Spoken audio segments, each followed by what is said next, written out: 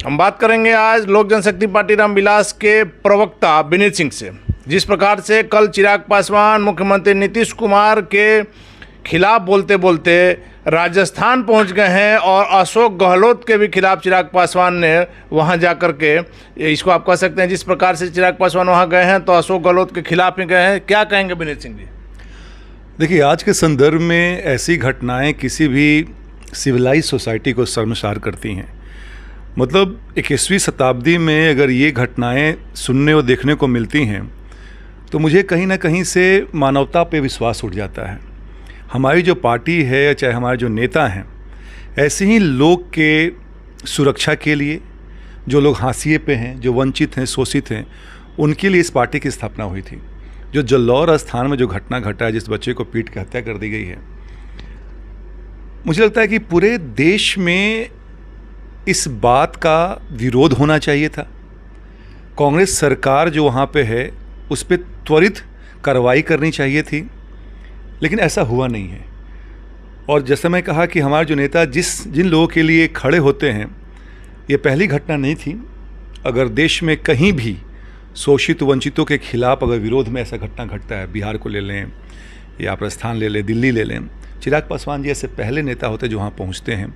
और पहुँचते ही नहीं हैं, संतावना ही नहीं देते हैं, बल्कि उनके लिए कुछ करने का संकल्प लेते हैं। वहाँ के सरकार से निवेदन करते हैं कि जो भी दोषी व्यक्ति हो उसको पकड़ा जाए और ये ऐसे चीज़ों का दोबारा जो है पुनरावृत्ति ना हो। लेटर लिखते हैं, भले लेटर पर उनका कोई जवाब नहीं है। देखिए, लेटर लिखना आप भले कह सकते हैं कि एक ओल्ड स्कूल मेथडोलॉजी है, लेकिन जहाँ भी डॉक्यूमेंटेशन होता है वहाँ पे एक रिकॉर्ड की तरह वो काम करता है। ऐसे बहुत से एग्जाम्पल, उदाहरण हैं कि जहाँ पे लेटर लिखा गया है और इमिडिएटली कोई आंसर नहीं आया है, लेकिन 10 दिन बाद इनके बाद स्वतः उसका उत्तर आया है।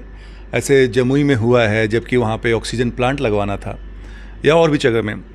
हम अभी जो हैं, अभी कहीं भी सदन में नहीं हैं, ना सत्ता में हैं, खास करके राजस्थान में कांग्रेस की सरकार है। तो जो हमारे बस की चीज़ है हम वही करेंगे। हम ये भी लोगों को बताना चाहेंगे कि भाई ये जो घटनाएं घट रही हैं, जो आम जन है, जो आप एक सामाजिक सिविलाइज सोसाइटी की बात करते हैं, ऐसे चीज़ों का प्रतिकार करें, ऐसे चीज़ों के विरोध में खड़ा हो। चिराग पासवान जी ने वही किया। लेकिन विनीत जी, चिराग पासवान पढ़े लिखे व्यक्ति हैं, बिहार फर्स्ट, बिहारी फर्स्ट उनका नारा है, लेकिन आप नहीं देखते हैं कि जहां दलित की बात आती है वहां चिराग पासवान को थोड़ा ज़्यादा सिंपैथी होता है। राजस्थान वाली भी घटना आप देखिए, कोई नेता वहाँ नहीं पहुँचा, लेकिन चिराग पासवान पहुँचे। पहले ये जान लें अनिल भाई कि दलित शब्द क्या है। दलित का अगर आप शाब्दिक अर्थ लिखिएगा, समझिएगा, तो जो व्यक्ति शोषित रहा है बहुत समय से, जो कि प्रताड़ित रहा है, उसके लिए चिराग पासवान जी को ही नहीं, उसके लिए इस देश का हर नागरिक को हमारा संविधान भी अधिकार देता है कि आपको खड़ा होना पड़ेगा।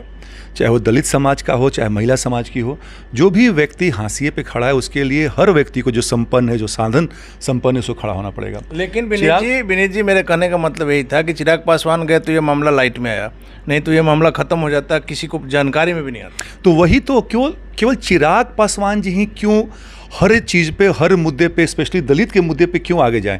और नेता लोग जो वोट लेते हैं दलित के नाम पर मलाई खाएंगे लेकिन जाएंगे नहीं, तो वो काम क्यों नहीं करते हैं? तो कम से कम समाज इस चीज़ को समझे कि उनका असली हितैषी कौन है।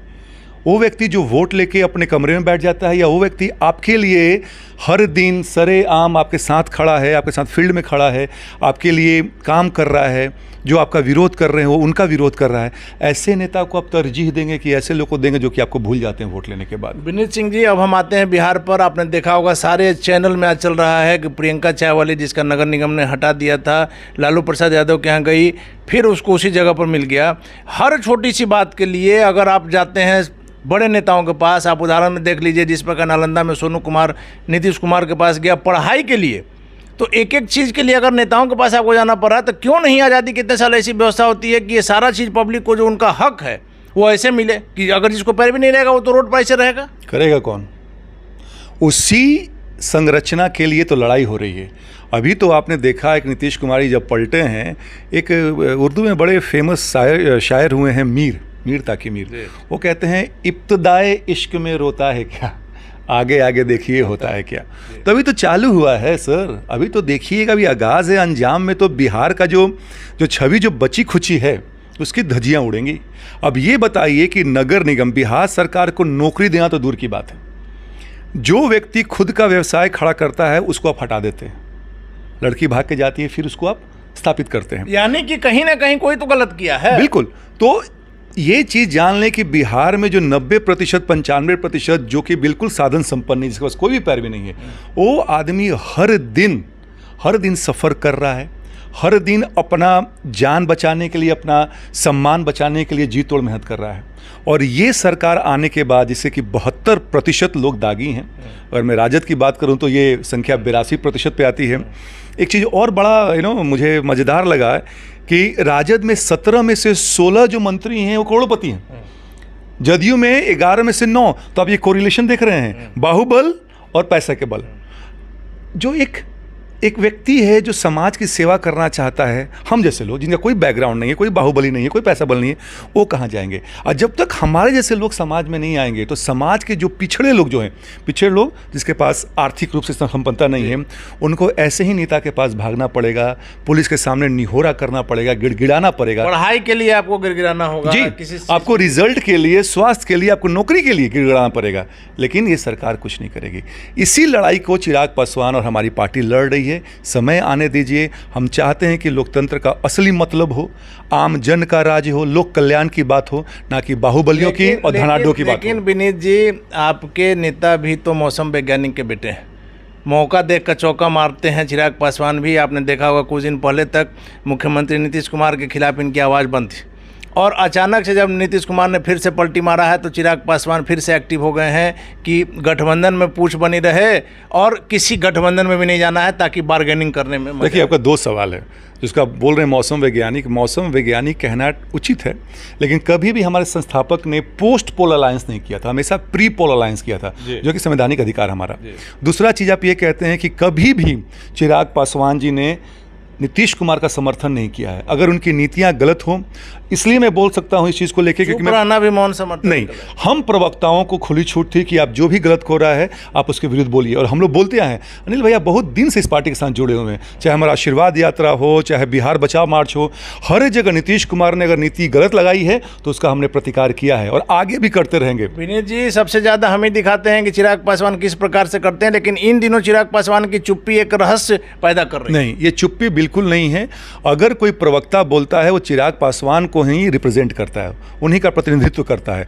तो कोई भी सरकार हो, अगर बिहार के कल्याण की बात नहीं होगी तो हम उसका विरोध करेंगे और बिल्कुल मुखर होकर बात करेंगे।